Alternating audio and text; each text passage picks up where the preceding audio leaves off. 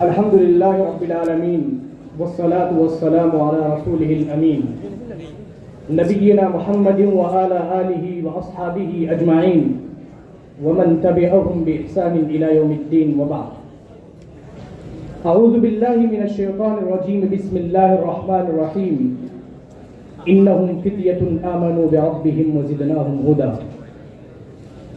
قابل صدر احترام صدر مجلس، معزز و مکرم مہمانان اعظام، مشفق و مربی اساتذہ گرامی قدر اور دیگر سامعین اعظام، آج کے اس پررونق بزم میں جس موضوع کے تحت چند منٹ کچھ کہنا چاہتا ہوں وہ موضوع ہے نوجوانوں میں دین و منہج سے بیزاری، اسباب و علاج۔ سامعین محترم، انسانی زندگی عبارت ہے بچپن، جوانی اور بڑھاپے سے، مگر زندگی کے ان مختلف مراحل میں سب سے اہم ترین مرحلہ جوانی کا ہے۔ جوانی میں انسان کے حوصلے جوان ہوتے ہیں، اس کی ہمت بلند ہوتی ہے، اور یہی وہ مرحلہ ہے جو زندگی کا لب لباب اور حاصل زیست ہے۔ سامعین محترم، کسی بھی قوم کا اصلی سرمایہ نوجوان ہی ہوتے ہیں، انہی پر قوم کی عزت و ذلت، عروج و زوال کا انحصار ہوتا ہے۔ قوموں کی تاریخ پر نظر ڈالنے سے معلوم ہوتا ہے کہ جس قوم کا نوجوان تعلیم و تربیت اور تہذیب و ثقافت سے آراستہ رہا، اس قوم کا ستارہ ہمیشہ عروج و اقبال پر رہا، مگر جس قوم کا نوجوان پستی کا شکار ہو گیا تو ذلت و رسوائی اس قوم کا مقدر بن گئی۔ اور آج مسلم نوجوانوں کی یہی حالت ہے، ان کے دلوں سے دین و ایمان کی محبت رخصت ہو گئی، ان کے اندر منہجی غیرت نہیں رہی، لہو مجھ کو رلاتی ہے جوانوں کی تناسانی۔ سامعین کرام، اگر ہم غور کریں کہ کیا اسباب و وجوہات ہیں جن کی وجہ سے نوجوانوں میں دین و منہج سے بیزاری پیدا ہو رہی ہے، تو کئی اسباب ہمارے سامنے نکل کر آئیں گے۔ ان میں ایک اہم سبب ہے علماء سے دوری۔ آج انٹرنیٹ پر قرآن و حدیث کا نام لے کر نوجوانوں کو دین و منہج سے بیزار کیا جا رہا ہے، اور یہ نوجوان کسی کی چکنی چپڑی باتوں میں آ کر کہیں حدیث نمبر کے حوالوں کی بنیاد پر انہیں عالم تصور کرتا ہے، قرآن و حدیث کا مبلغ و مفسر سمجھتا ہے، جبکہ حقیقت یہ ہے کہ وہ ہمارے توحید پہ ڈاکہ ڈال رہا ہے، ہمیں دین و منہج سے دور کر رہا ہے۔ اس لیے میرے نوجوانوں، علماء حق سے جڑو، علماء سے رابطے میں رہو، کیونکہ یہی زیادہ بہتر جانتے ہیں کون صحیح منہج پر ہے اور کون غلط منہج پر ہے۔ سامعین محترم، اسی طرح سے نوجوانوں میں دین و منہج سے بیزاری کے ایک اہم سبب حیا کا فقدان ہے۔ آج مسلم معاشرے سے شرم و حیا کا جنازہ نکل رہا ہے۔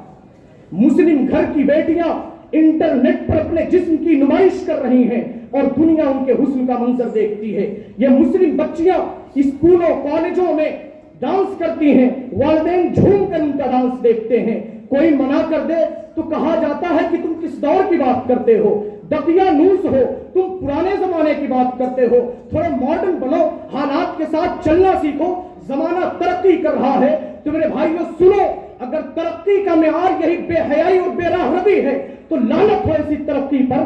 اگر یہ نیا پن اور ماڈرن زمانہ ہمارے نوجوانوں کو رب کا تصور بھلا دے رہا ہے، ان کے اندر سے حیا ختم کر دے رہا ہے، تو معاف کیجئے گا، آپ کو آپ کا نیا پن مبارک، ہمیں ایسے نئے پن کی کوئی ضرورت نہیں، کیونکہ میرے نبی نے فرمایا ہے ان الحیاء والایمان قرن جمیعا فاذا رفع احدهما رفع الاخر، کہ حیا اور ایمان دونوں ساتھ ساتھ رہتے ہیں، جہاں سے حیا چلی جاتی ہے وہاں سے ایمان چلا جاتا ہے۔ اس لیے جناب محمد رسول اللہ صلی اللہ علیہ وسلم نے اس بے حیائی کو ختم کرنے کا علاج بتاتے ہوئے ارشاد فرمایا، یا معشر الشباب من استطاع منکم الباءۃ فلیتزوج فانہ اغض للبصر واحسن للفرج، کہ نوجوانوں جب شادی کے قابل ہو جاؤ تو شادی کر لو۔ اس سے فائدہ کیا ہوگا؟ آنکھیں نگاہیں نیچی ہو جائیں گی، شرمگاہ کی حفاظت ہوگی اور بے حیائی کا خاتمہ ہو جائے گا۔ سامعین محترم، اسی طرح سے بے شمار ایسے اسباب و ذرائع ہیں جن کی وجہ سے نوجوانوں میں دین و منہج سے بیزاری پیدا ہو رہی ہے۔ آج یہ نوجوان خواہشات کی پیروی میں لگا ہے، نوجوان نشہ آور چیزوں کا استعمال کر کے اپنے آپ کو ہلاک کر رہا ہے، جبکہ قرآن ارشاد فرماتا ہے فلا تقتلوا انفسکم، نوجوان خلوت کی برائیوں میں ملوث ہے، جبکہ میرے نبی کا فرمان ہے اتق اللہ حیث ما کنت، نوجوان نا امیدی اور مایوسی کا شکار، جبکہ قرآن کا اعلان ولا تقنطوا من رحمت اللہ۔ آج نوجوان بے مقصد زندگی گزار رہا ہے، اس کی زندگی کا کوئی مقصد، کوئی ٹارگٹ، کوئی گول نہیں، جبکہ قرآن ان کی زندگی کی مقصد کی وضاحت کرتے ہوئے ارشاد فرماتا ہے وما خلقت الجن والانس الا لیعبدون۔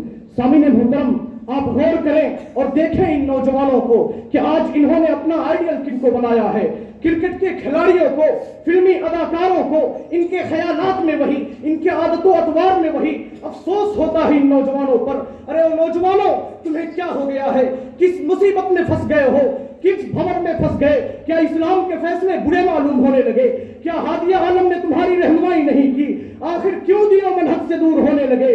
کیوں غیروں کو تم نے اپنا آئیڈیل بنا لیا؟